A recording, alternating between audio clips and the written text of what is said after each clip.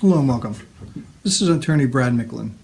I'm a managing member of the Micklin Law Group, which is a law firm concentrated in divorce, custody, and family law issues, and located in Nutley, New Jersey.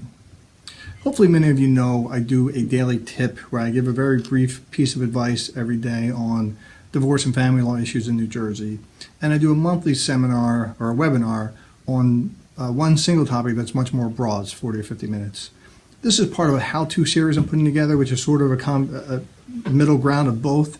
It's much longer than your daily tip, but it's much shorter than the webinar in case you don't have 40 or 50 minutes to actually sit and go through. So today's how-to is how to prepare for a custody battle. Now, the first thing that you need to do is determine whether or not you actually have one. A lot of people overreact to custody issues. It's obviously a very emotional issue. The conversation that makes you believe you're going to have a court battle may just be emotions running high, and you may not actually have one. The best thing is to nip that in the bud right away, because if you start pursuing the custody action and the other party didn't really intend to have one, you may create one where there wasn't one. So obviously that's the first thing you need to do. If you do in fact determine that you're going to have an issue, then the next thing you need to do is learn a little bit about the process and what to expect. First is learn about the custody laws. I normally tell my clients actually stay away from custody terms and laws because there's a lot, it's very confusing. You know, there's parent of primary residence, parent of alternate residence, sole custody, legal custody, physical custody, primary residence. It's overwhelming. But at this point, you do want to have some understanding of the terms, because if you go into court asking for something and you use the wrong term, you may mislead the court to what you really want and come out with less than you were expecting to have, as well as less than you might have been entitled to. So after this, I think you also want to talk to an attorney. You may not have the funds for it, you may not even want the help, but I think getting at least a consultation is going to be helpful. You can learn from them, make sure that you understand the custody terms that you talked about. You can get a sense of what the process is like and what to expect. Custody cases can be very long and drawn out, and if you go into there unfamiliar with the process, it's going to make it just that much more difficult. Also, along those lines, I normally tell people, I advise people mostly, try not to go to the internet because there's a great deal of information, but there is a webinar on my website, MicklinLawGroup.com. That's MICKLIN.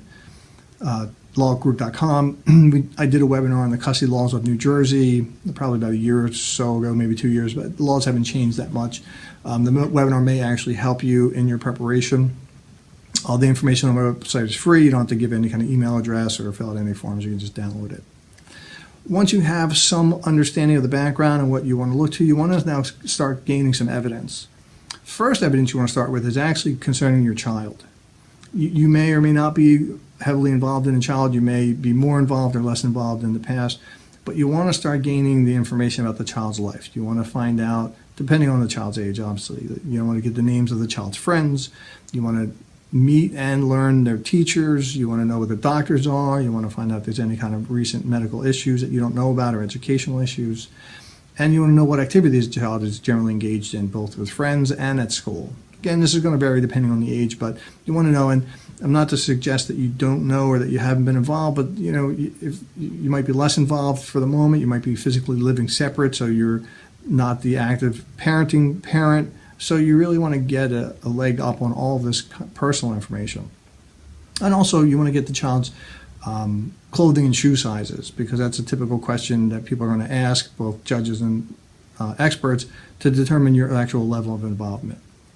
Next, I think you want to make a list of the activities that you have been involved in or performing as far back as you can remember. So if you were in charge of bathing the child or making food and bottles, formula, you want to make notes of this. You want to get involved in all the activities that you possibly can at the moment and going forward. You also want to start making a list of all these activities that you have done in the past and currently, as well as trying to make a calendar of them if you can, going into the past, but certainly going forward in the future. And this calendar I'd also recommend you keep for other issues like the parenting times that you've had, the times you've been denied parenting time. You can note the conversations and arguments you've been having and issues that come up with the other parent. I'd usually recommend you try to keep this in one place. Google Calendar is a great, easy, free way to do it. Keeps it accessible on different devices so you can always access it.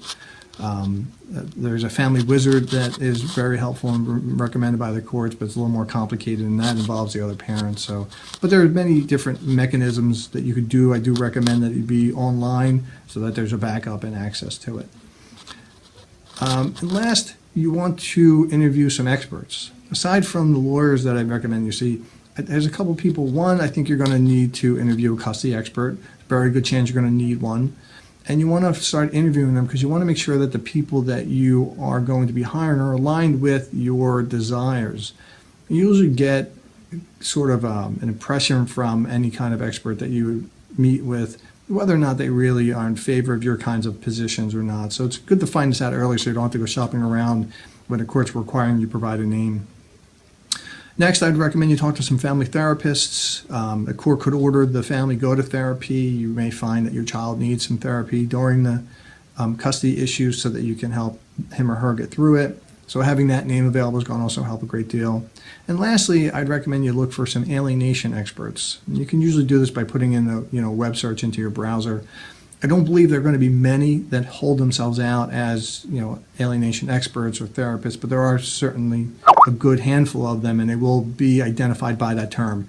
They're usually going to be specifically identified that way. Now, you may not have alienation issues, but often when there arises a custody claim or a challenge to custody, the other parent, sometimes intentionally, sometimes not unintentionally, may begin alienation efforts. So you want to be able to identify them and to eradicate them. So having somebody sort of in your corner to help coach you through that, as well as to potentially testify for you in the future, is going to be very helpful. So I hope that this how-to session has helped you. If you need more information, like I said, you can go to my website at MicklinLawGroup.com. That's MICKLIN, lawgroup.com, all one word. And if the information there is not enough, you can always call me at 973-562-0100 and schedule a consultation. Thank you.